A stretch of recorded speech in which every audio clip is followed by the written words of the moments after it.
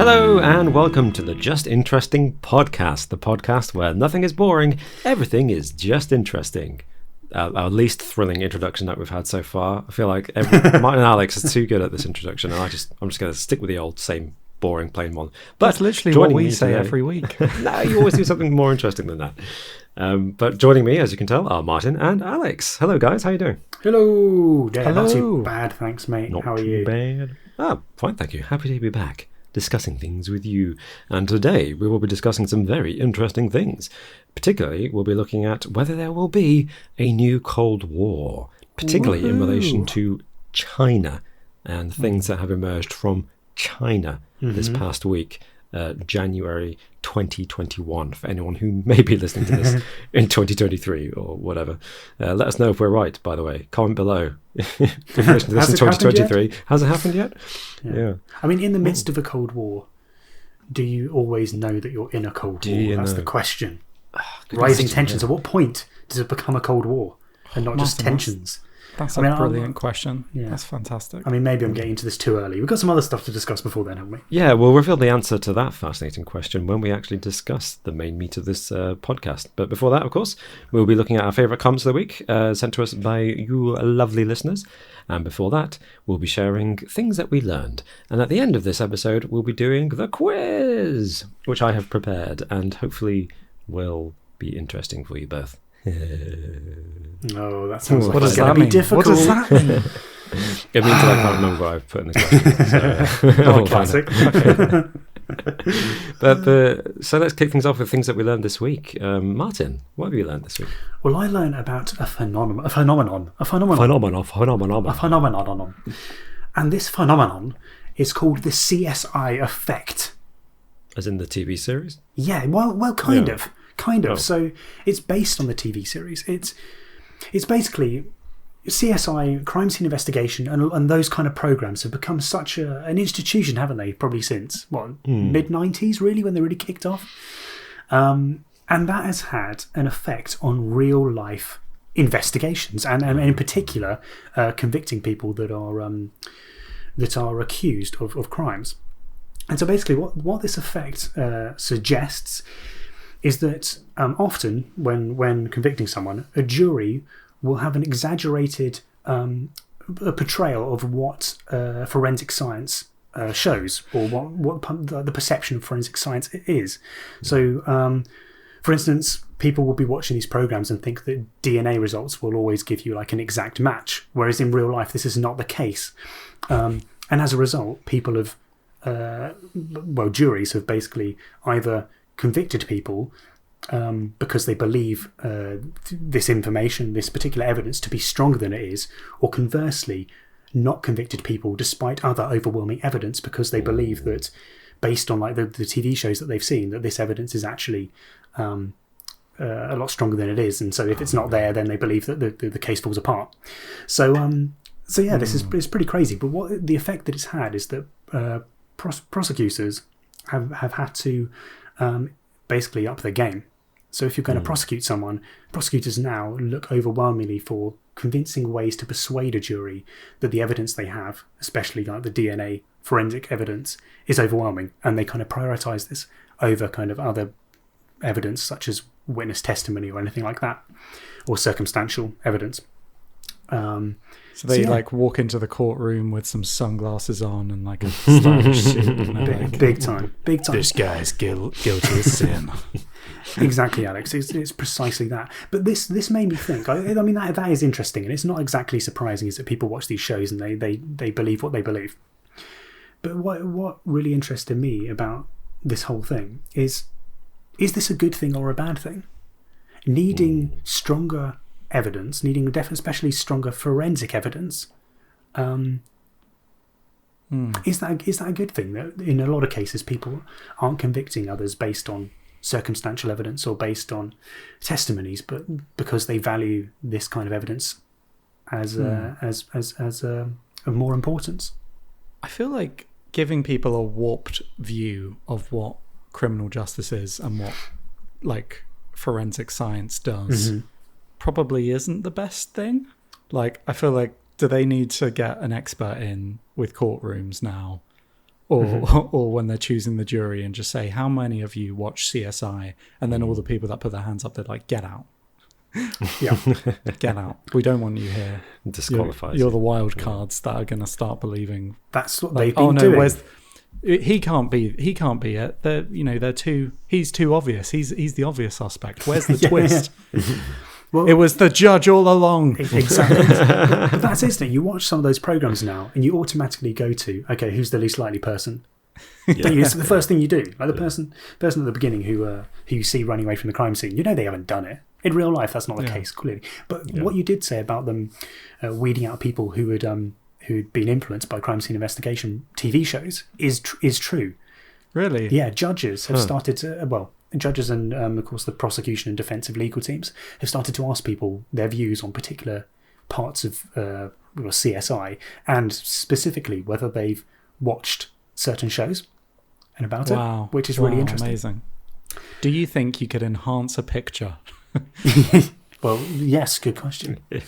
What's even more interesting, there's a few stats here, and there's a study of over 400 prosecutors, and 56% believe that this CSI effect has influenced juries, and 81% believe that the CSI effect has actually influenced judges too. No. 81%. So they believe it affects judges more than the bad. juries, which is pretty crazy. Anyway, yeah. That's bad. That's really interesting because it speaks to the necessity and the burden on, I'm going to say artists, a bit of a generous term perhaps, for people creating dramas and fictions to be accurate in the way they present things. And I'm one of those annoying people who likes to check how accurate things are and criticises films and TV for not being accurate enough. Not just courtroom dramas, but historical dramas. Braveheart notoriously is a lot of falsehoods in that. Or I should say misleading things going on. And this is a scary statistic that bears out that there is, perhaps there should be more of a burden on filmmakers and TV dramatists and people who write plays and novels to be accurate so that people don't get the wrong idea. It's not just in this, as you say, like in all sorts of media. Like for instance, any cop show, they go into the police station and everyone's it's dark with everyone's using table lamps, and it's like, why would it be dark in an office? It makes no sense. Yeah. But then I guess, can you put that on the artist though, or is it like, should people take personal responsibility and be able to recognize that a TV show is going to be different from real life? That's a good question. Before they get into the courtroom, they should maybe have a seminar on forensic science. Maybe that should be a thing. They should have someone to come in and just say what's a myth and what's actually true. Something like that. I don't know. Yeah, there's that disclaimer on a lot of historical dramas where certain events or characters have been dramatized or fictionalized for dramatic purposes. That thing that they put at the end of the credits, which I guess is the equivalent of saying, "You've been warned. This isn't necessarily exactly what happened and the way it happened." And that's the excuse. It's a good question, actually. Maybe we should do this as a topic, perhaps, for a different podcast. In the meantime, Alex, what did you learn this week? So I learned a little bit about Scientology's founder, Mr. L. Ron Hubbard. Have either of you seen the documentary Going Clear? No. Oh, it's a brilliant documentary. Would recommend it. Is that from the actress's? Was it the actress's point of view? What's her name? It's from like a lot of ex-Scientologists. Okay, I've heard about it, but I've never seen it. Yeah, well, it goes into a lot of his background. And one of the things I learned this week was that L. Ron Hubbard was in the Navy before, obviously, going on to found Scientology, and he was actually in command of a Navy warship during World War II. Really? And he ended up being engaged in combat for 68 hours and conducted live fire exercises on a Mexican island with nobody. He was engaged in combat with nothing. Wait. Wow. So how did this come about? That's a good question. So he thought that he was engaged with someone.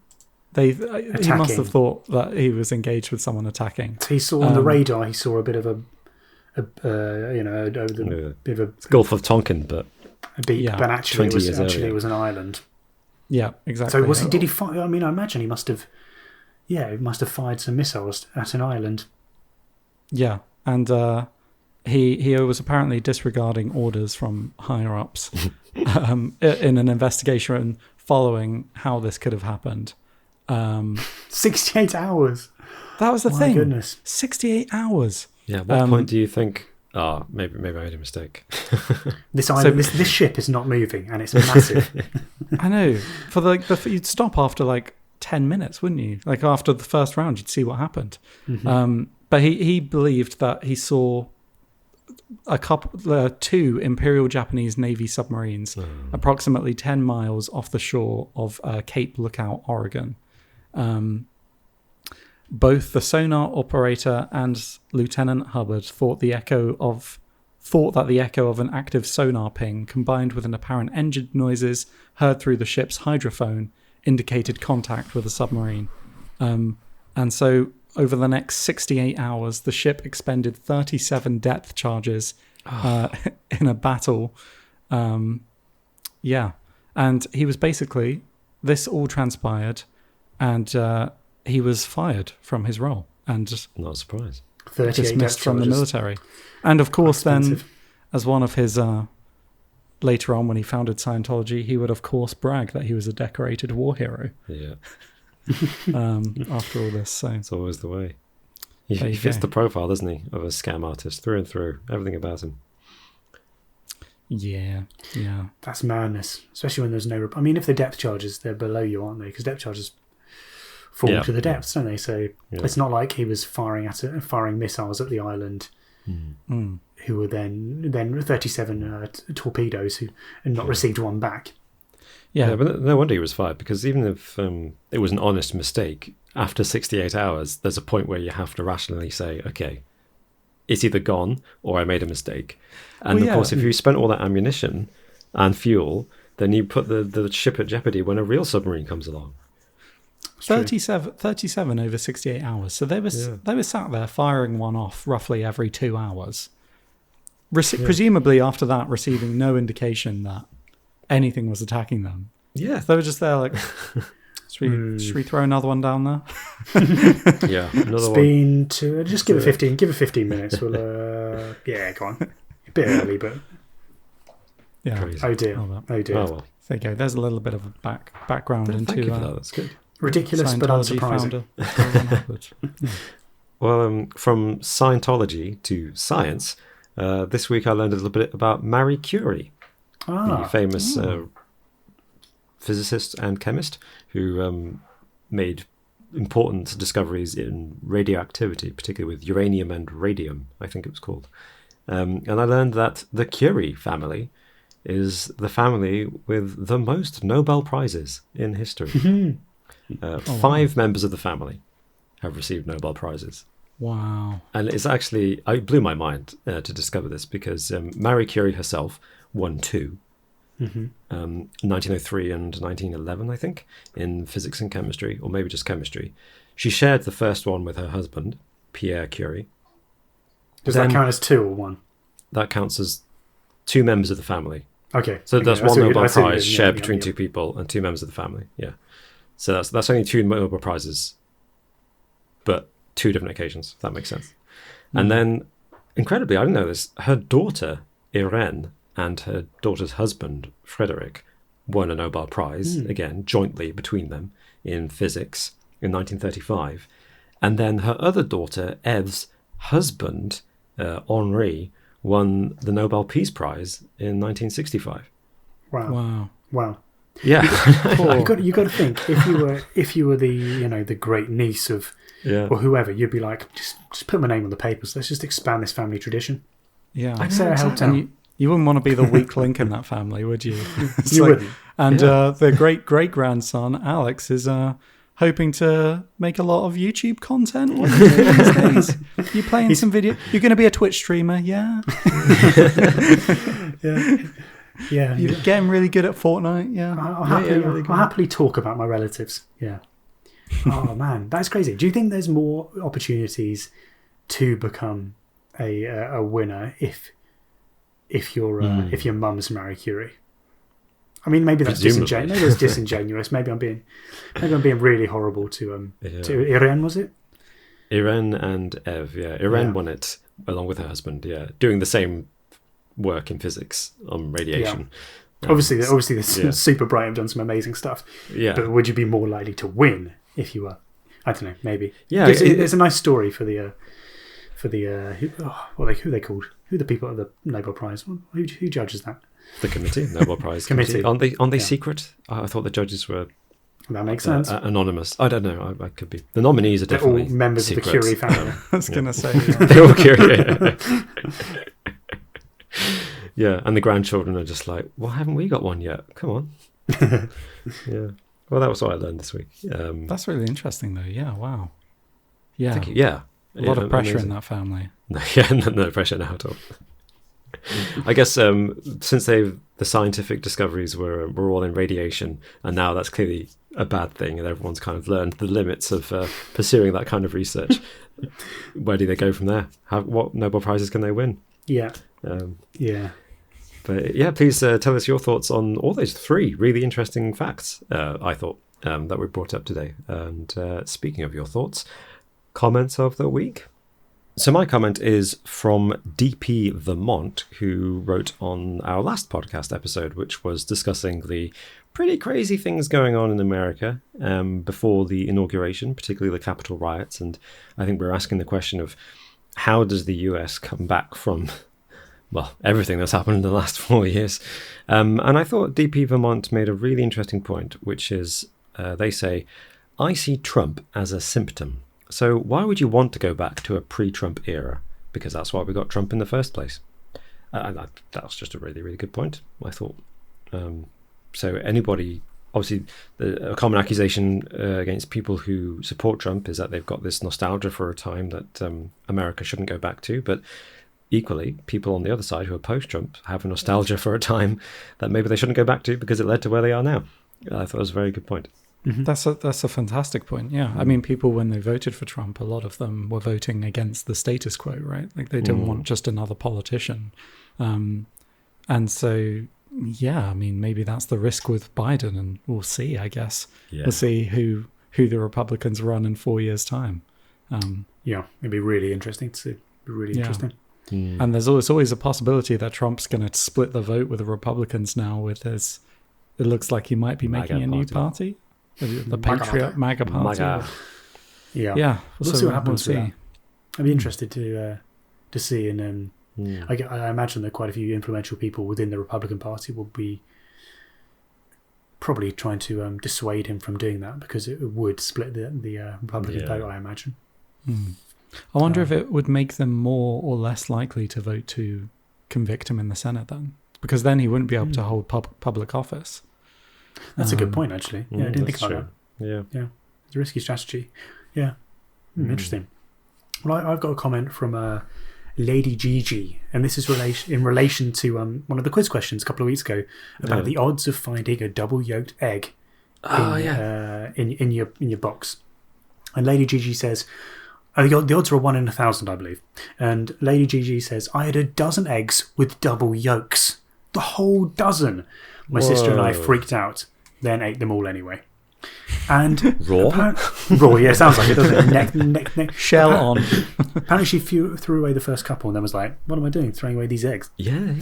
And my kink adult store, great, replied to this saying, I've had that too. Whole carton of eggs, never forget. Hashtag don't forget.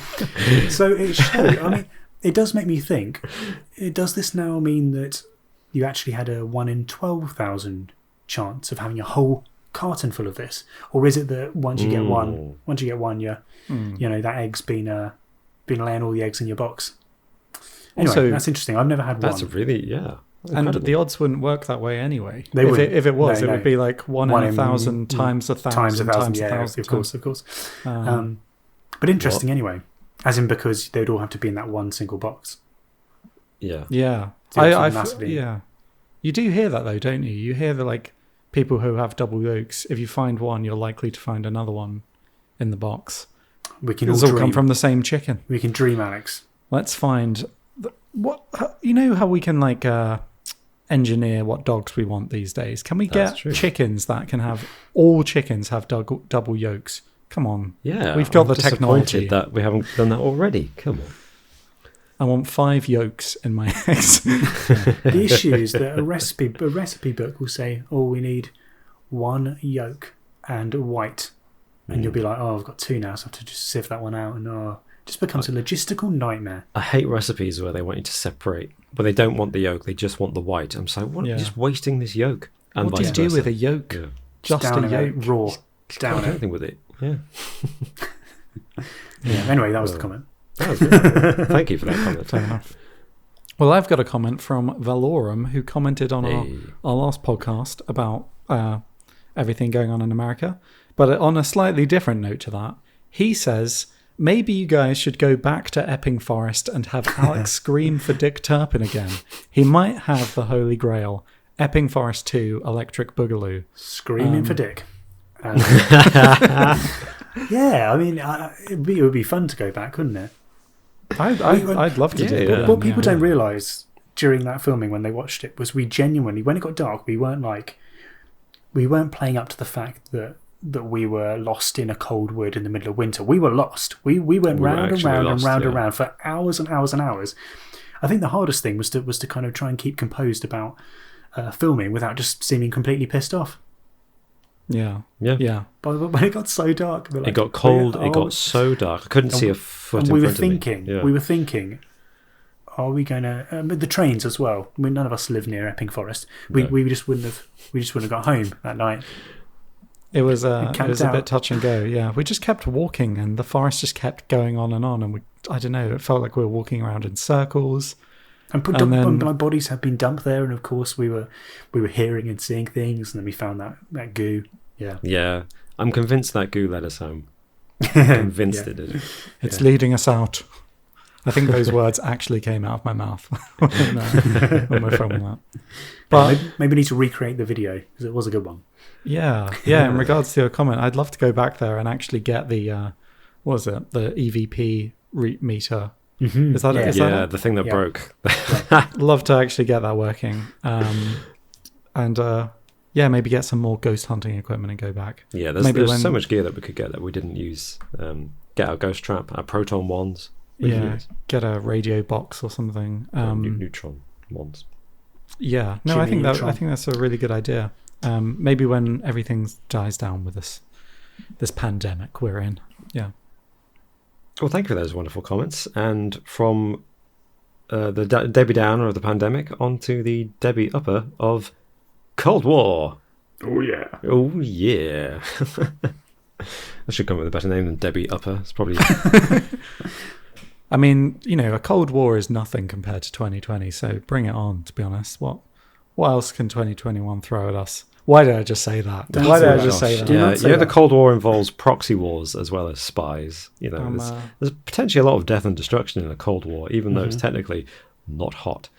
Right, well, But they yeah, all that's feel like besides a the point. That's besides the point. So we were inspired to talk about this question. Will there be a new Cold War by an announcement, I guess is the right way to express it, that President Xi Jinping of China... Sorry, I almost said of China fame. I was like, Chinese of fame. just of China, said this week, in which he kind of very implicitly criticised, without naming, Joe Biden and America, didn't he? And he basically said, there will be another Cold War unless you change your policies towards China. Because, of course, during the Trump years, America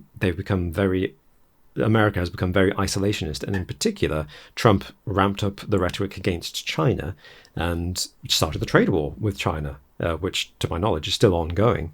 There are still tariffs being raised on Chinese goods that aren't being sold in America and that can't get in. And American industry is directly competing with China. And under Trump being favoured and prioritised by the US government and for the US market. And the question is, we don't know exactly yet whether President Joe Biden will continue that approach. It seems quite likely. Yeah, it does. Yeah. It seems quite likely. Yeah. Not going to roll back on that. No. He's very much in favour of people buying American to boost up US manufacturing, which is a natural response in the pandemic situation. You want to drive that economic recovery. Exactly. So, yeah. It's quite interesting. Of all the it seems like Biden's been the polar opposite with Trump in many regards, but on China, it's actually a lot of their policies seem to kind of overlap a little bit. You think at the very least he'd be less. He'd make sure that it's not, I want for a better word, childish. There's no childish antics going on, and I don't know. It seems like there was a lot of baiting China, wasn't there, over the last few years? Yes. Which I don't know. It's more personal, but we know that Xi Jinping, when we look at the Winnie the Pooh cartoons, can be quite affected by personal attacks. So I imagine that those kind of things will subside just by the nature of the man. But in terms of the core policies about the embargoes, not buying Chinese, making sure that America comes first when it comes to manufacturing and being fairly protectionist, will probably continue over the next 4 years. Yeah.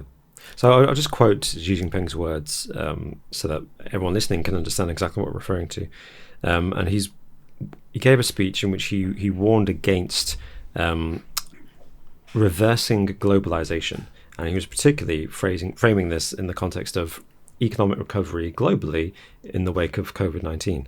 And he said, to build small circles or start a new Cold War, to reject, threaten or intimidate others, to willfully impose decoupling, supply disruption or sanctions, economic sanctions, and to create isolation or estrangement will only push the world into division and even confrontation. And of course, he didn't name America, but it's obvious who he's talking about there.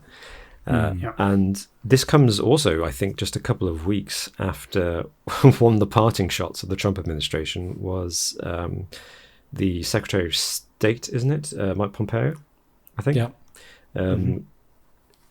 Officially declared China's treatment of the Uyghur people genocide.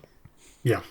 And that's a big deal. It's not just throwing a word around. That's a big technical classification of what they're doing to the Uyghur people as genocide. And traditionally, in the past, when America has identified a genocide, they have done something about it, and often that's involved going to war. So it's not something that Joe Biden can easily reverse. It's very hard to say this is genocide, and then the next day say, well, actually, it's leaving behind a landmine, isn't it? Saying that, some things can't really be unsaid. Yeah. Although, according to the organization Foreign Policy, who specialize in analyzing foreign policy, they've said that weirdly, although Joe Biden might not want to reverse that declaration of the treatment of the Uyghur people as genocide, there's not really anything America can do about it, because it's partly because of the way it's done. It's not so much a physical going in and wiping people out in the same way that we think of genocide, such as what happened in Rwanda or what happened in Germany during the Second World War. They're not so much physically taking people and executing them. They are just systematically, slowly removing the Uyghur culture from China, from what was Xinjiang? Is that the name of the province? Yeah, I've probably got it wrong. Xinjiang. Yeah, mispronouncing it. Apologies. Which is cool. It's still terrible, and I'm sure that there still looks like there's some dodgy stuff like slave labor going on, which is obviously horrific, and maybe resulting in death. There's been sterilizations as well, which is yes, pretty proactive in abortions in regards to preventing their culture from reproducing for future generations. Yeah. And of course, this is just Xi Jinping, which will be interesting because the only Cold War that we know of in history so far is between Russia and America, but that was communism and capitalism. And here again, China is still officially communist, even though it's much more of a capitalist society economically than it ever was under communism. So it's the same old enemies, but new countries. But that doesn't mean other countries, now that Joe Biden is president, won't join China in their Cold War against America. Because Trump, for all his faults at least, was pretty pally with Russia and reversed economic sanctions. He also was pretty pally with North Korea and was the first US president to meet the North Korean leader in, what was it, 2 decades, 3 decades? And it might even been the first US president on North Korean soil. I can't remember if that was the case. I think so, yeah. Did any president ever meet a North Korean leader before Trump? I'm trying to think. I thought he was the first one. He might well have been. So what do you think? Do you think Xi Jinping is being sincere, or is he just kind of making a ploy because economically China depends on globalization? Or and if he is being sincere, what do you think is the potential scale of this Cold War? I don't understand what his end goal would be from having a Cold War. Like, surely that doesn't help his globalized visions of, surely that doesn't economically help China entering into a Cold War just because the US is being a bit more protectionist. It feels like it's escalating it to 100 when it's really down low already. I mean, the other side of that is you could argue that potentially the US and China are already in a new Cold War. You look at these trade embargoes and the deterioration of the relationship between the US and China over the last few years, but especially in late 2019 and 2020. And then, of course, you've got Chinese hackers and US hackers hacking each other, and you have that. It's the new frontier of warfare, isn't it? And so I think you've got to ask yourself: is this basically rhetoric just for the new administration? I don't think there's necessarily a massive shift here from Xi Jinping. He's just letting Biden know in no uncertain terms that the US and China are mutually reliant on one another. But at the same time, the relationship's probably the worst it's ever been. I can't think of a time where the US-China relationships have been worse. And so, I don't know. I would argue that potentially we've got to the stage where they are in a Cold War, all but for name. Yeah, I'd agree. Have they done anything? Has Xi Jinping done anything, as in taken any acts that would suggest he is meaningful in what he says? So, interestingly, in the last few days, Taiwan, which obviously China views as part of China, and there's that ongoing disagreement there. Taiwan, it views itself as a separate entity to China.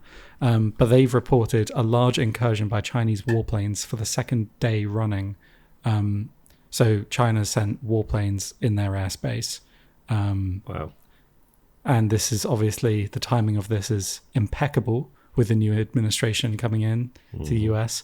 It's also interesting because Joe Biden, I think for the first time in decades, invited representatives from Taiwan to his inauguration, kind of giving a symbolic, I don't know, I mean, is that symbolic that he's recognizing Taiwan as their own country? That is a pretty big step because America, I think, has unofficially always supported Taiwan's claims for independence, but never officially declared their support for it. But they've always done things like they sell arms to Taiwan, I think, which obviously really annoys China. But they've never officially declared that Taiwan is independent from China. So that's a huge step. Yeah, seems to be. Yeah. It does sound like Joe Biden might, whether intentionally or not, be gearing up towards a long-term tensions with China. Yeah. Do you think that's inevitable with, like, China's getting more international power and their economy's growing at a faster rate? They're already second in the world. Their economy is growing at a faster rate than the US is. Do you think that this kind of conflict and competition is inevitable when countries get to this point?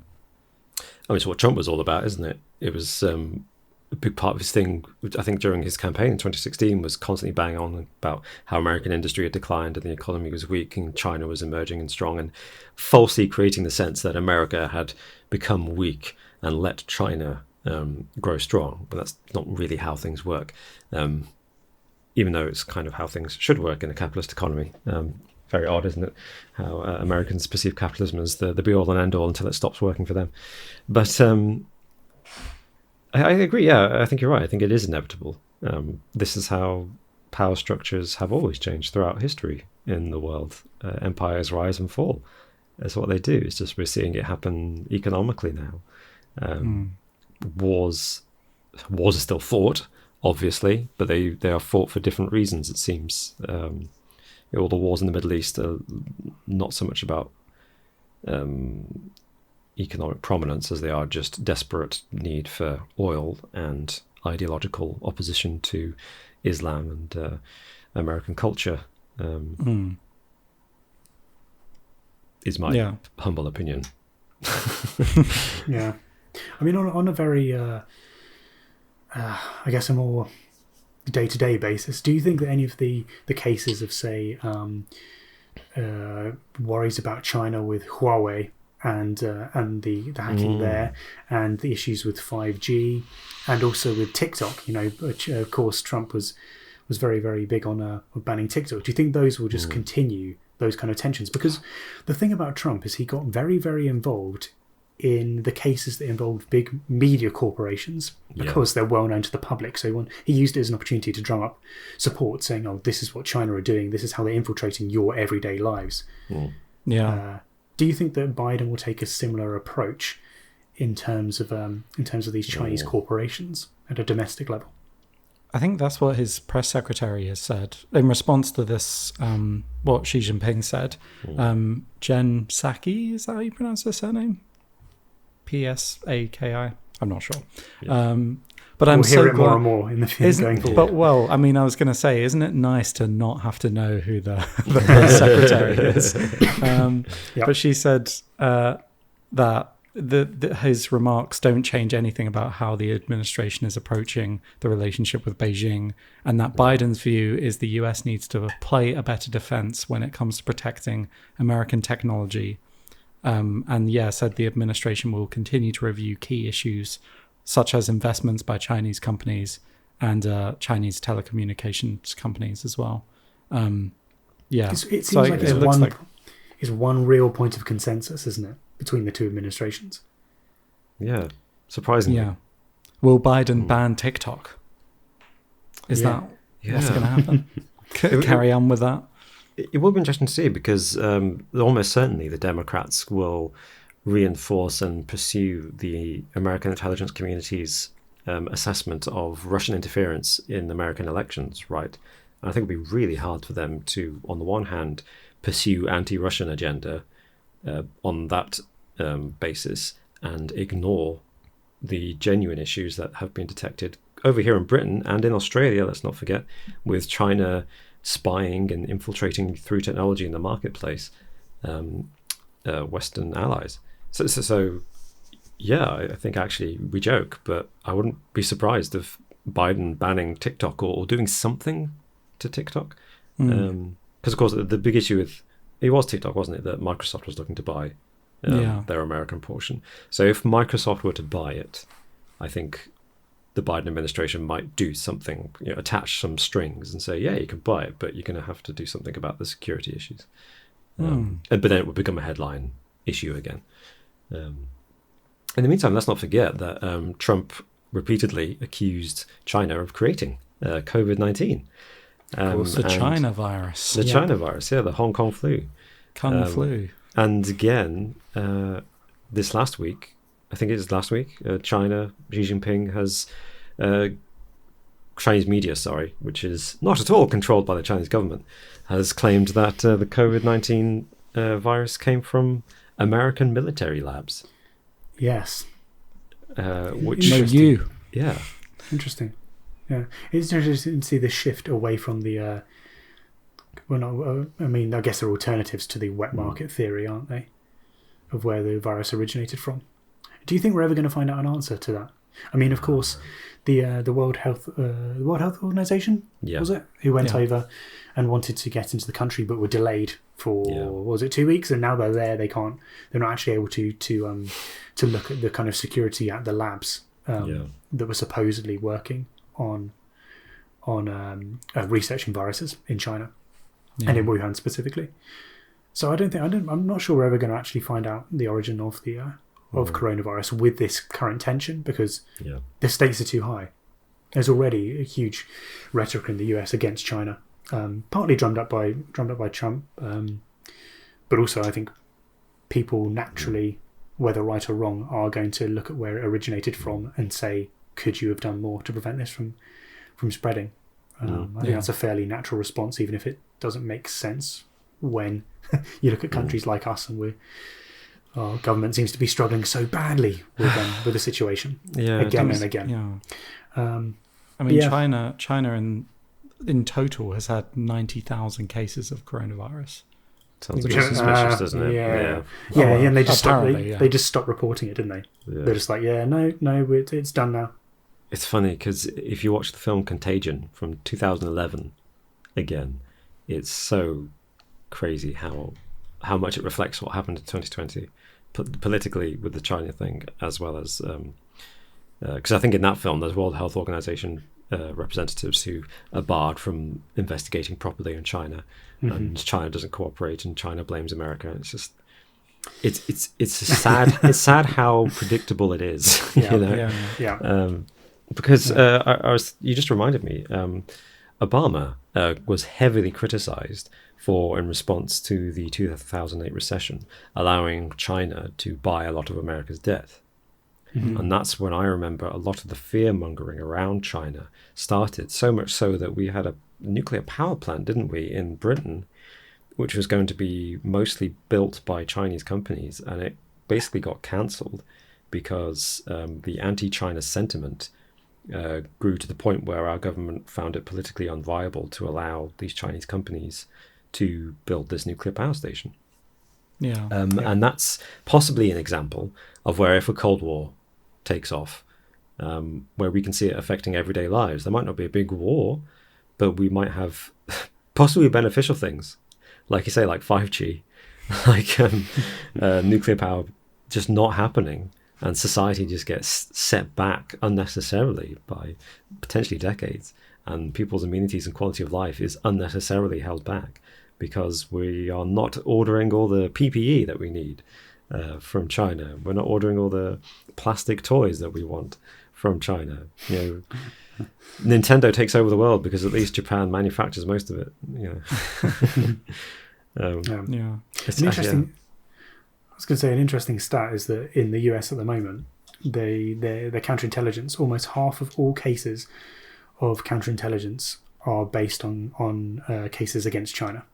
Wow. Half. Yeah, almost half. Yeah, there's currently 5,000 open, and almost half of them, it just shows the scale at which China is seen as the biggest threat to the US.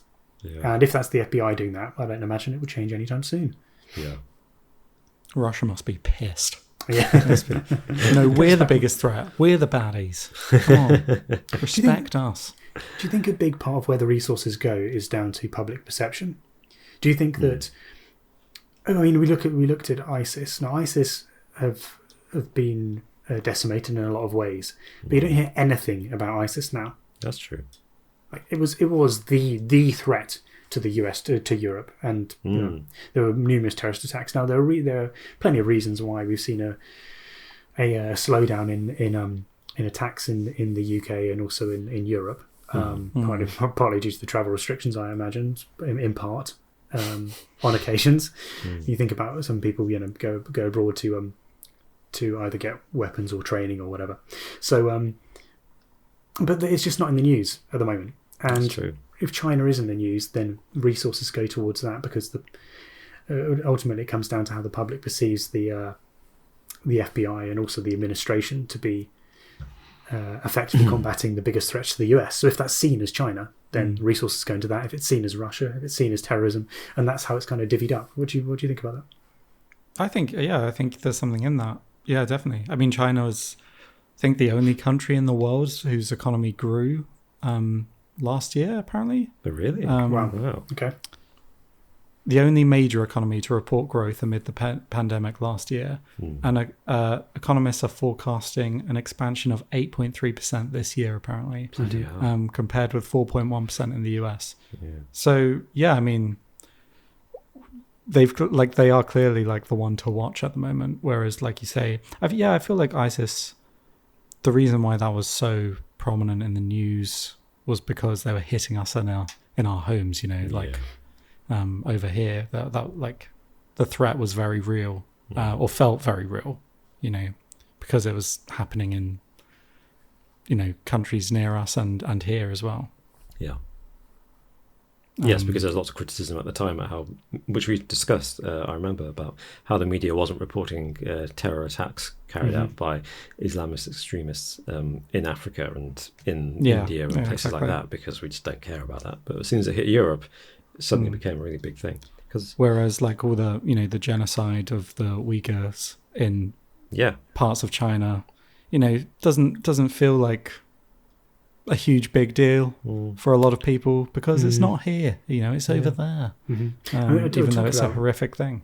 Yeah, I mean, on that note, talking about things that aren't considered such a big deal, the situation in Yemen, Biden's not funding the Saudis in Yemen at the moment. He's put an end to that, which is for Yemen is a great thing. It's a great thing. I mean, thousands and thousands of children were starving as a result of the blockades.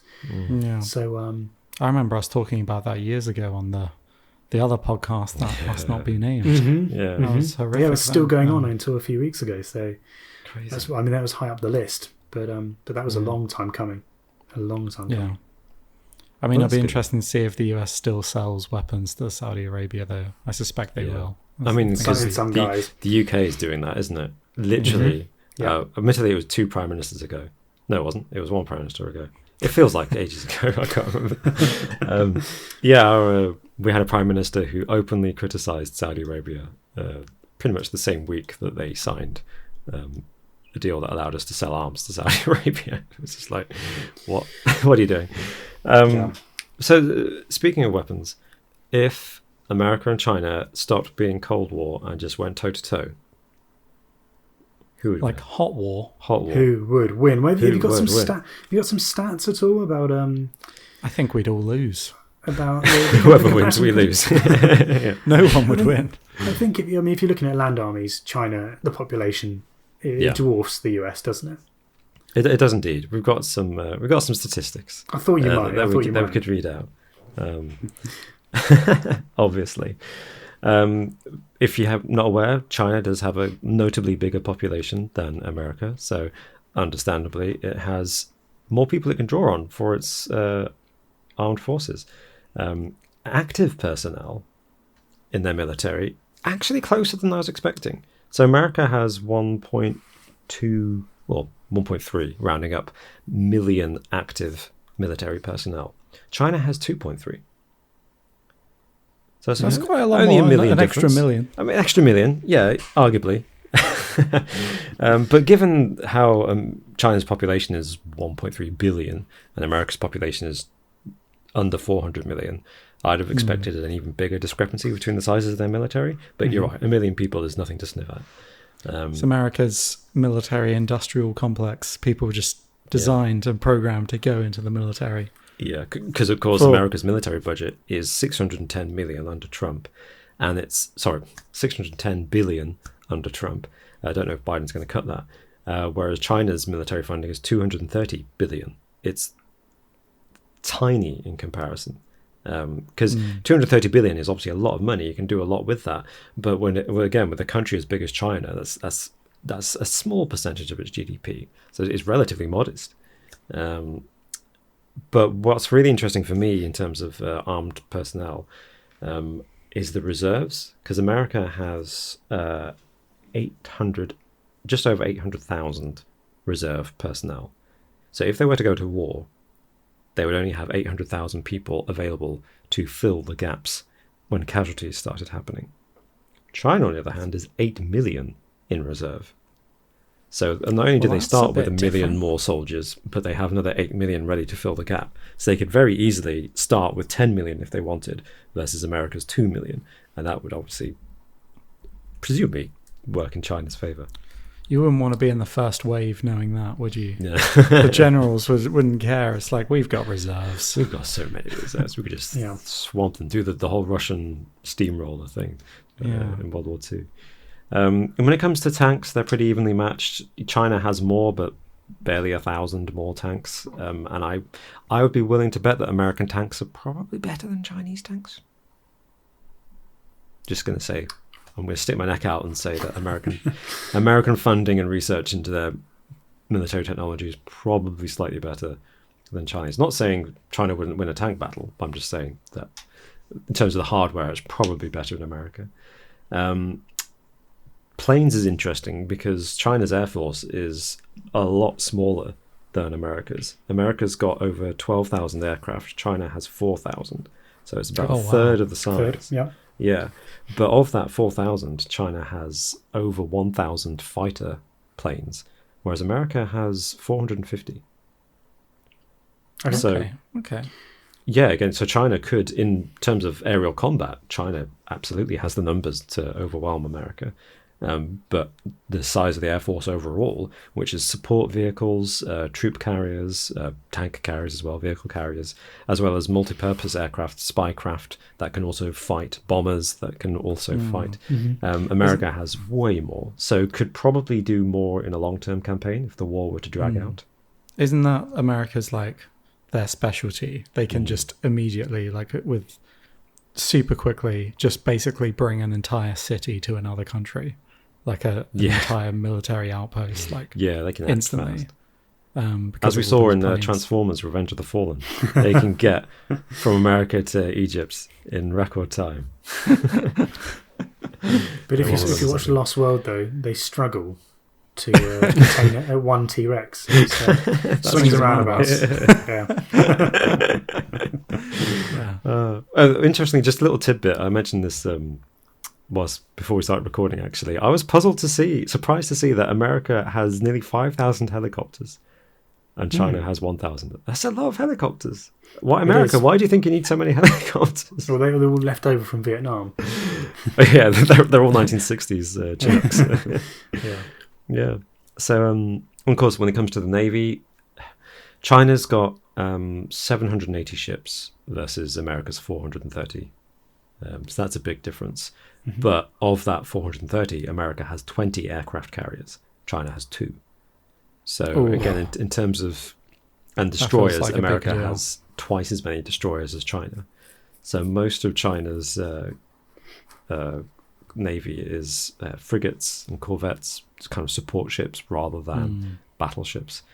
Submarines are actually evenly matched. They've both got about 70, which is.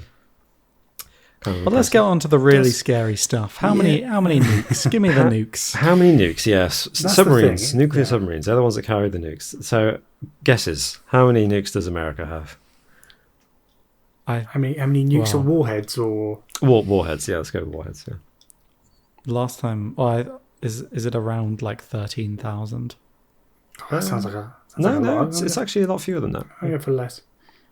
2,314. Well, you're both wrong, but Martin's technically closer. It's 6,500 warheads, apparently. Okay. I think I was thinking of the amount, but like in the globally. Yeah, maybe.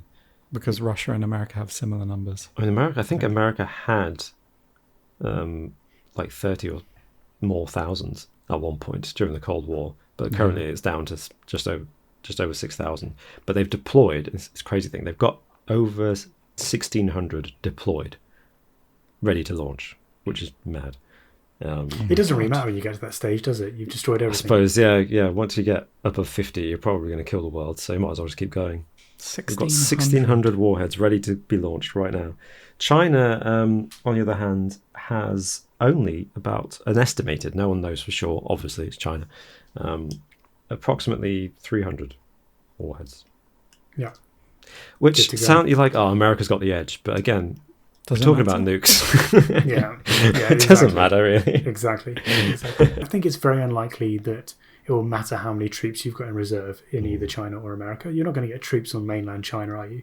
Or Chinese troops, and it is going to be a Cold War, and that's why that's why Xi Jinping coming out with this is so much more alarming, because of course it's going to be a Cold War. It's going to be fought on the battlefronts of digital warfare, of cybersecurity, of the hearts and minds of the people of the nation. These are the frontiers where it's going to be fought as opposed to on the ground. So yeah, absolutely. That's why this is more concerning than maybe just if this was rhetoric like this was said a few years ago. because it encompasses so much more. If he was playing Civilization, Xi Jinping, he's going for an economic victory. He's not going for a military victory. Yeah. Well, I think that's kind of what's most interesting to me about this situation. Kind of thing we haven't spoken about yet is that, of course, the Cold War that we all know ended with Russia as the losers, so to speak. Everyone think America won, the Cold War ended, and it was an economic victory for America. Is at least the perception. I don't know enough about it to actually make a meaningful judgment on who won and who lost. These are fairly accurate perception. Yeah, I think that's that's certainly there seems to be the consensus, the accepted consensus.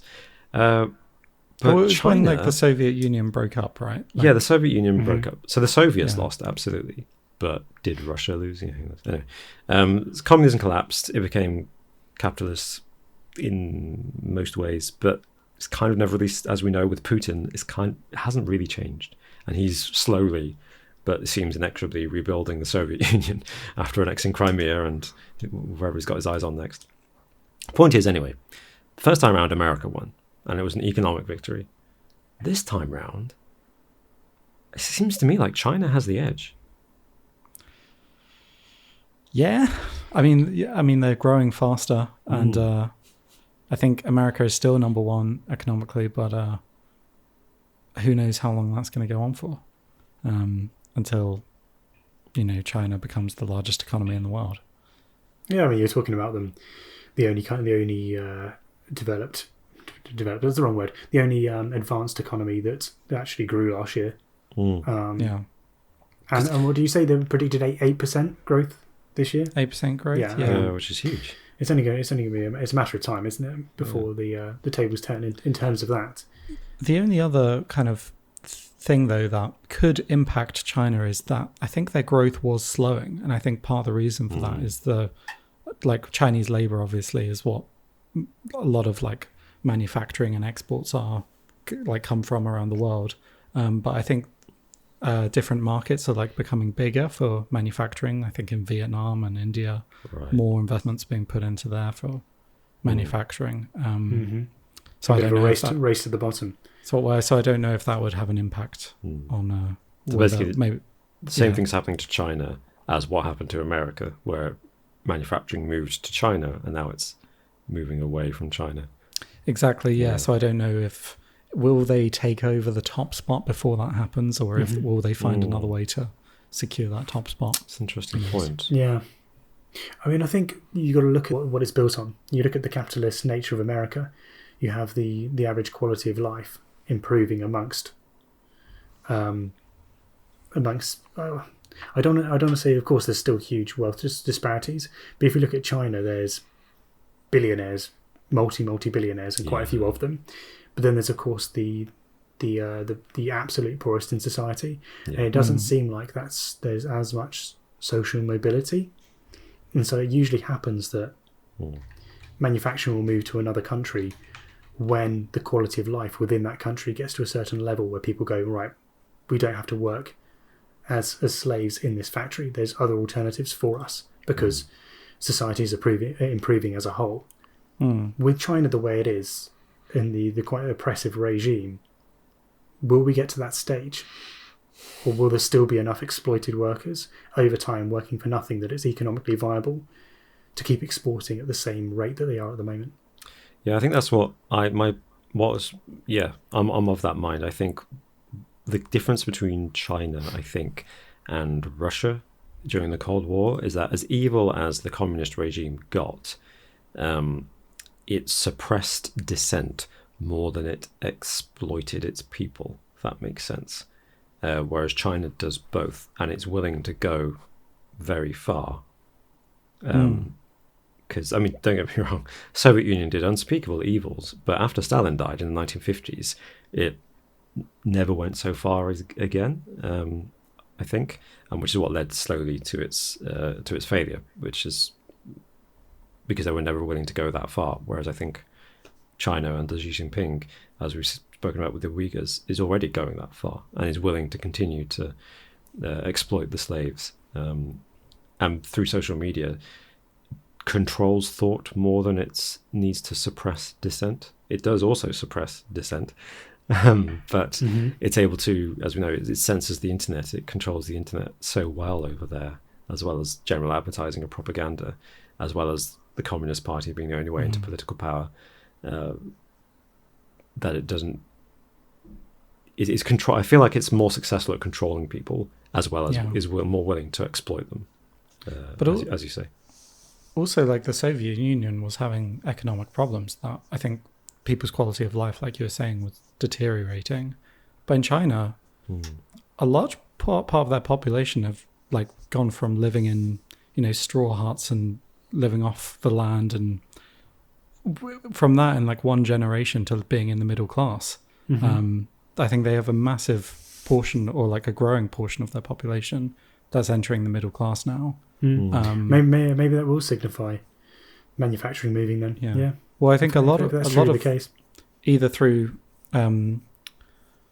propaganda or from that, I think a large part of the population is actually kind of happy with the government over there, because their generation is like the first generation in many countries that are actually going to be wealthier than the previous generation. So I find that interesting. But like you say, I mean, as their middle class grows, is it still going to be financially viable for them to do all their labor like in their country, or will they have to outsource it to other countries? And then you're talking about the over 1 billion people. You're thinking that purely from a manufacturing point of view, there, at least for a good few years, there'll be enough people that are ready and waiting to exploit. As much as, I mean, I don't know the population of Vietnam actually off the top of my head. It's a much smaller place. Yeah. Just from purely logistics, but I mean, that's an interesting one. I didn't know that was the case. I knew that a lot of people in China had become ultra rich through various means, but I imagine quite a few are actually exploiting the lower classes. But I didn't know that there was a huge growing middle class. I didn't know that it was to that extent. Apparently so. I'm just reading one article. One estimate puts their middle class at 400 million people. About a third of the population. Wow. Yeah. Which is, not sure what their median income is for that. Well, it's relative. So apparently it's between $3,600 and $36,400 is the median income. For their middle class? Middle class household in China. That's a pretty... It seems pretty low. Quite a large gap there, Maybe it depends on where you are. Yeah, which one's median? How does that work? Median's as an average is when you line them all up and it's the exact middle. Yeah. So the median that is a broad covers gap, $33,000. Pretty broad. What does everyone listening at home think? Please tell us, either if you're watching us on YouTube in the comments below, or if you're listening to us on whatever podcast platform you like to listen to us on, whether it's Spotify, Apple Podcasts, Google Podcasts. Please send us a message on Twitter. We are at JInterestingYT. Tell us your thoughts. And thank you also to our Patreons and our YouTube members who help keep this podcast going. And this week we were discussing slightly less serious issues than a new Cold War with China. We were talking about Google threatening to withdraw from Australia, and hopefully a funny story that I found amusing, which I read to Alex and Martin. It was a nice surprise for us. Yeah. But yes, please do tell us your thoughts about whether you think a new Cold War is going to happen, and how would it happen, and who would win. And in the meantime, up for a quiz? Always.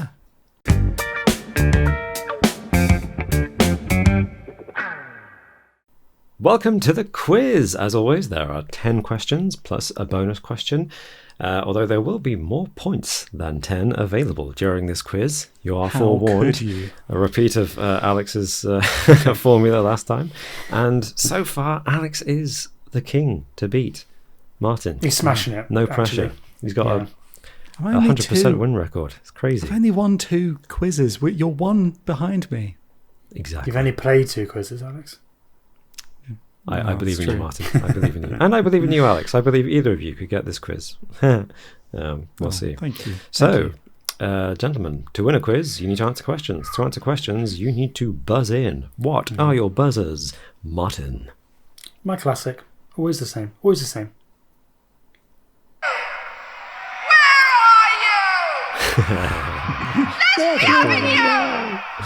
Good old Delia. We need a 12 man here. To order for one time, I'm going to play the whole thing because it is quality. So good. And Alex, what's your buzzer? I've gone for something a bit different this week. Maybe it will be my downfall. I don't know. I've gone for this one. Gentlemen, this is Democracy Manifest. Have a look at the headlock here. Get your hand off my penis! To anyone who hasn't seen that, it's an Australian man getting arrested for supposedly stealing a meal from a Chinese restaurant. What is the charge? Eating a meal? A succulent Chinese meal? So good. Was he drunk as well? Is this another I drunk? think so. Drunk Yeah, Sounds thing? it, doesn't he? Yeah, he is a bit. definitely a little. Had too much Seems rice to be wine. to be a running theme with our buzzers, doesn't it? They are the best buzzers. Being drunk is just funny. Universal truth. Can't deny that. Yeah. So, question number 1. The Vatican City is the smallest country in the world. Oh, no. What's the second smallest? Oh, good question. Gentlemen, this Yes, is Alex. Democracy Manifest. Don't know if it counts. I don't think it does. Monaco? Yeah, Monaco. Yes. Well done. Very Nice. Monaco is the second smallest country in the world. 1-0 to Alex. On to question 2. What is a baby rabbit called? Gentlemen, this He's thinking. is I can see him thinking. Democracy Manifest. Yes, Alex. Is it a kit or kitten? It is. Both of Yes. those things. It is a kitten in full, but commonly called a kit. Well done. Didn't know that. Didn't know that. See, that was the one question I actually wasn't thinking because I think I knew that one. Man, I didn't know that either. I thought that would be more of a stumper, but more of a head scratcher. But Don't apparently not. question my knowledge of baby rabbits. All right then. Question number 3, and it is 2-0 to Alex. Blimey. This is the closest wins. So Martin, you do have a chance. Thanks. Martin has a chance anyway. He always has a chance. In what year? The confidence. Closest wins. In what year did rugby league split from rugby union? Oh, God. Well, I'm not going first on this one. Okay. I couldn't even guess the century on this. Do you want to try? All right. Rugby union split from rugby league. Okay. Trying to think. Did it go back that far? Ooh. Okay. Oh, well, screw it. I'll just guess. Yeah. Let's go for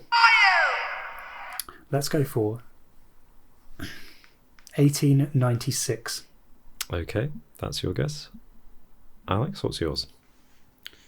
I'm going to go for... Gentlemen, this is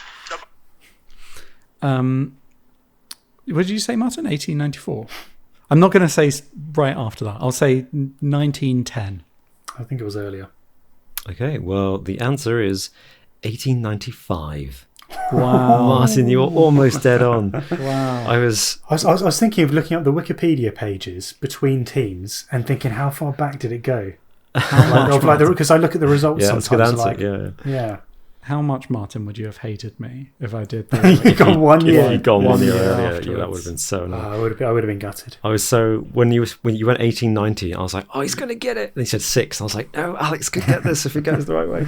So yeah, 2-1 to Alex. Going into question 4. Put on your literary hats. We all know we've heard of the Bronte sisters, famous novelists, and their brother, who was less famous. I think famous for being the brother of the famous novelist. But which one of the Bronte sisters wrote Jane Eyre?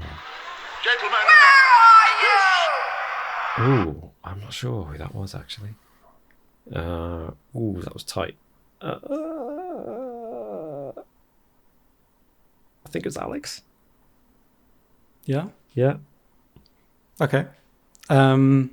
Charlotte Bronte. Yes, it was. Yes. Was that what you were going to say, Martin? There's a 50-50. So yeah, I was going to go for Charlotte, but it could have just as easily been Emily. So Sorry, it was so close I couldn't tell whose buzzer that Studied was. Jane Eyre in English. Incredibly boring. I've never studied that one. Never read it. I haven't read it either. I've seen adaptations of it, Yeah, but yeah. Typical man answer. Haven't read it. Yeah, seen a film. I've read it. Okay, question number 5. How many pounds are in a stone? That was Martin. That was definitely Martin. Yeah. I didn't buzz, so yeah. It's 14. It is correct. 14 pounds in a stone. So that's 3-2. Going on to question 6. Vanilla spice comes from which flower? As in the plant flower, not...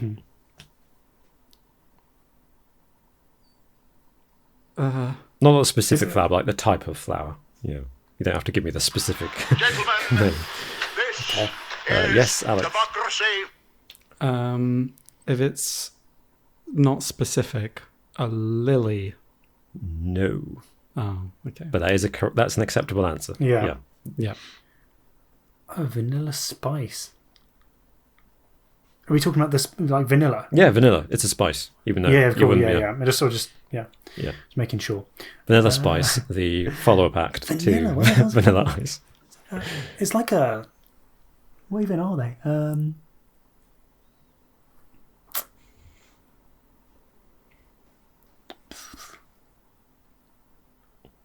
I'm just trying to think. What could it be? Mm. Open your florist mind, Martin. I genuinely don't know because you only see them really dried, don't you?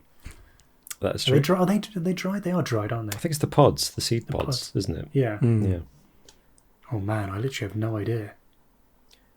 Well, you can have a guess, and I can give you a clue, or I could just go straight to giving you a clue. Yeah, let's go for a clue. Why not? The clue is, it's an exotic plant. Gentlemen, Yes, Martin. Exotic? That's not really exotic, is it? Oh, I just think. No. I was going to say something stupid. Alex, you can go first if you want to. this is democracy. Exotic. A lotus? No, Oh, nice guess. but that was a good guess. Yeah. Is eucalyptus? No, Mhm. but I mean that's a tree. So this is How yeah. how exotic we saw. Well, okay. Perhaps another clue that might help is it's a rare flower. Rare. Oh, Rare flower. Yes, it's one that's of those. exotic. I don't know my Rare. flowers, Robert. You're No, I confusing mean me. this is the issue. It's a flower that it's a type of flower that you would have in your home, but it's considered. Oh, Yeah. oh yeah, that makes sense. Yes, Martin. Is it an orchid? It is an orchid. Yes. Aw. Yeah. Good. Those clues made sense then. Yes, I was a bit like- they made a lot of sense. I Yeah. was like, not sure how to say this. Like, it's spelt O-R-C-A. Yeah. So yeah. Well, then orchid, and I think that means it's 3-3 going Wait, into hang on. question 7. Hang on. What? I think it might be. 3-3? Yeah, I think Is so. it? Yeah. Yeah. Yeah. I've got that one. Yeah. You got The rugby Monaco, one. Kitten, Charlotte Bronte, and Martin got Rugby Union, Pounds in a Stone. And Yeah, orchid. yeah, you're Yeah. right. Sorry. Yeah. Fair enough. He can't be drawing. That's illegal. So I'm the winner here. Oh no. well, this one's a bit of a history question, but also geography. Oh, So, the country of Sri Lanka became a republic in 1972, and it used to be known as what? Oh my goodness, I've gone blank.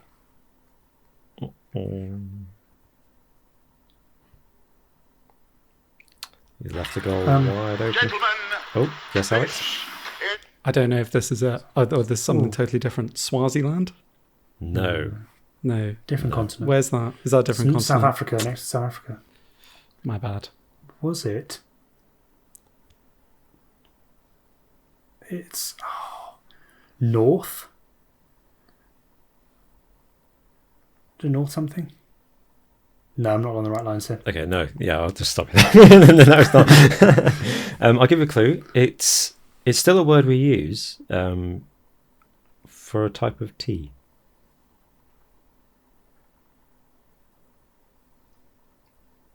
Not big tea drinkers here, apparently. I mean, I drink tea. But I'm trying to. not much. I'm trying to like Occasionally. not. Yeah. I mean, yeah, I drink English breakfast, and that's not the answer. This is yes, Alex. Democracy Manifest. Chamomile. No, No. but yeah, that's the hell is it There's a called? type of tea that has the name because it came from Yeah. Sri Lanka. Yeah, Um. I'm trying to think. I'm going to kick myself. Better clues. Yorkshire Gold. PG Tips. It used to be known as Yorkshire. That is Tetley. correct. British Empire. I plant my flag and claim this land as Yorkshire. The answer is Ceylon. Ceylon. Ceylon. Never heard of that. Ceylon. Never had the tea. All right then. Sorry, this quiz has turned out to be a lot harder than I thought. I apologise. Although you're scoring brilliantly, this is great. So question number 8, still 3-all. Only 3 questions to win. But this question is worth a lot of points. Okay. So, can you tell me the 6 founding members of the European Union? 1 point for each country. Do you answer one at a time? I One. mean, if you buzz in and tell me as many as you like, or you can alternate, it's up to you. So would it be six? So if someone gets There are one wrong, 6 of them. If someone, how's the scoring work? That's what I'm wondering. I see Of what the you mean. European Yeah. Union. Because if you get 5 of them and then you get it wrong, and someone says the other one, do they get 6 points? Oh no, they get 1 point for each country, so they get 1 point. Okay. Yes, Martin. France. That's 1 point. Yep. Do I carry on? I thought you wanted individual people, like world leaders. No. I didn't Founding realize this member was. states. Yeah, countries. I should have said. Yeah, not the people. Gosh. I was going to say, like, oh my god, what? France, Germany. Mm-hmm. Then there was also Italy, Mm-hmm. and then there was also Belgium. Mm-hmm. And then there was also Switzerland Mm-hmm. and Spain. Okay. You got Belgium, France, and Italy. Mhm. So that's 3 points. Okay. You were incorrect about the others. Okay. So So you said Spain, Germany, and Switzerland. Was that the ones you got wrong? Wait, Yeah. what? Yeah. Okay. And you said France, Italy, Belgium. Oh boy. Oh boy. I will go for. Oh dear. Gentlemen, this is I'll add yes. Poland, Austria. Uh-huh. Kind of gone on the other side here. Uh-huh. And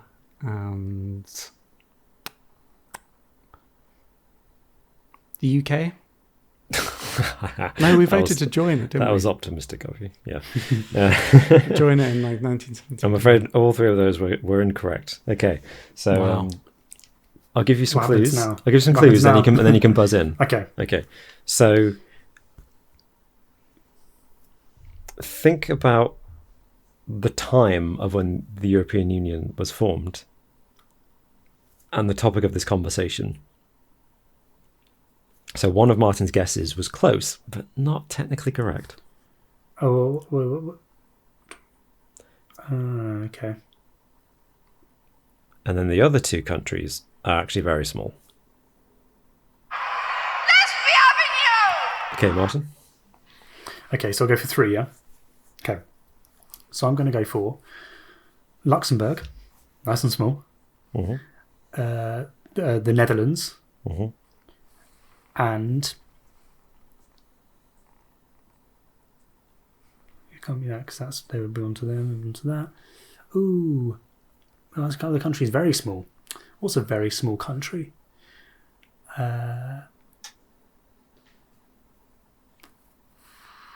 No, not small enough. Plus, it's next to Spain, and Spain wouldn't have joined. But... I'm going to give you 3. Okay. 2. Really small. San Marino. Why not? No, you were correct. 2 points for Luxembourg and the Netherlands. Yeah. The other country is not the small country. It's to do with timing. Doesn't matter. Martin's won. He's got... Well, no. He's got... Yeah, I've won, hasn't he? Yeah. Well, he's got 8 points. He's got 8 Can't come back from that. That's true. You can get a point, though, and then the next 2 points right. So you can close the gap. Wow. Can't believe this question. Can't believe you've done This this. is absolutely shambolic question for me. For Martin, it's been great. Fantastic. So the next country, it's a big country, Alex, but it's one that has been stated, but incorrectly. Mm-hmm. One that has been stated incorrectly. So, what was the ones that I said, Martin think got about the wrong? time when the European Union was formed. It was Spain. What did you say, Martin? That was incorrect. Spain, Italy, and what was the other one? It's where the other one is. Italy What did I one say? was right, though, wasn't Italy was correct. Italy yeah. was right. No, Yeah. Italy was right. Yeah. I was trying to think of what I said. Yes, you said Spain. I That said was Germany. wrong. I said Yeah, that's right. Germany, which was right, and I said France, which was right. No, Germany And was wrong. Germany was wrong. Okay. Mm-hmm. Because of the time. Yeah. Yeah. So yeah, sounds Yeah. like Martin's got it, but Alex, can you get it? Yeah. Well, I don't know. I don't know what Germany really was then. East Germany was, but West Germany was West the Germany. other founding member of the European Union. Yeah. So split in half. Yeah. So that was the So one it you got was- wrong. it So I was felt West wrong Germany. giving you the point for Germany, but No, yeah, that's right. That's right. To, Oh, to right. help. Okay. Yeah. Yeah. so that's pretty decisive 8-3 score for Martin. Big round there. Yeah, very big one. Sorry, very generous question. But question number 9 is nice Fuming. and Absolutely easy. fuming. If you can see anyone listening, Alex is shaking his head. He's He's not happy. fuming That's over not there. happy. Nice, easy, true or It's just not false. balanced. It's just not realistic. True or false for question number 9. So fingers on buzzers. The Beatles song "I Am the Walrus" was banned by the BBC. True or false? Gentlemen, this Yes, Alex. is False. I was going to say true. It is true. Oh. It was banned Fine. because Take your point. I didn't want any. it was banned for the line that said, "You've been a naughty girl. You let your knickers down." Oh, duh. Too Can they racing. bleep Do you it? want 5 points for that, Martin? You can have No, five no, points for that if you want. no. And then question number 10. Fingers on buzzers.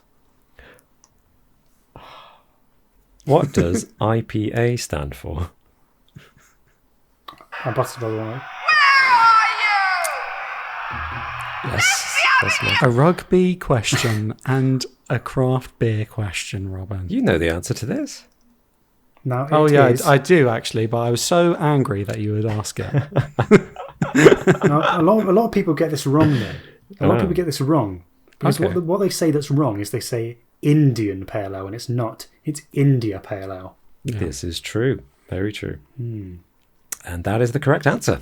Thanks. Well done, Martin. Do you want to do a bonus question? Well done, Martin. Well done. Thanks, Alex. Congratulations. I think it Thank was a you. pretty solid victory. You would have got I got those last two anyway. So you would have won either way. Is what I'm Thank you. That's very That's, even that's without very that generous. ridiculous Yeah, 5-point question. I thought that 6-point European Union question might be split more evenly. I It could have apologise, been. but well done, It could have Martin, for conquering that. I mean, you had as many chances, Alex. So, yeah. I did. In fairness, yeah. Need to research my history of the EU. Clearly, Do you want the bonus question? no, forget it. Okay. No, yeah, go on. All right. Question number 11. Who was the king of pop? Gentlemen, Yes, Alex. this is democracy. That was Michael Jackson. It was Michael Jackson. Yeah. There you go. Yeah. Do well your done. best Michael Jackson impression, Alex. No, I don't care to do that. Thank you. Come here, little child. Come here. No, Did you that watch? was good though. Well done. Thank you. Yeah, thank you for that, Robin. Did you watch that Michael Jackson documentary? Oh, about the Kind of the victims Yeah. growing up. Yeah, tough to Yeah, watch. it's horrendous. Horrendous. Yeah. it wasn't. Yeah, it wasn't very pleasant. No. Yeah. Sorry. Well, on that note, yeah, let's just Everyone have a good week. brought things down. Well, then your just victory, wanted to Martin. distract from my incredibly bad loss then. No, I What still was think it? that puts you top place though, right? Because you've only You play less. Oh, you might be 2 ahead actually. No, I'm not. I think played this is 3, now... 1, 2. Martin, you've won 2 out of 4, maybe. That sounds right. I think yes. I Yeah. think you might still be top of the league, Alex. So you know. Oh, well. In terms of games played, though, I think this proves that I was never like storming ahead. I literally one ahead of you. Still in first place. I don't know. A Still there. 66% win rate. Yeah. Well, Hitting the mic in we'll see. anger. Sorry about that. Well, thank you for listening. Those at home, let us know your quiz scores. Sorry if that was a really hard quiz. I'd like to know if anybody got that European Union question the first time round. And please also continue to share your thoughts and comments on everything we discussed this week. And we'll see you next time. Bye. Bye-bye. Bye bye.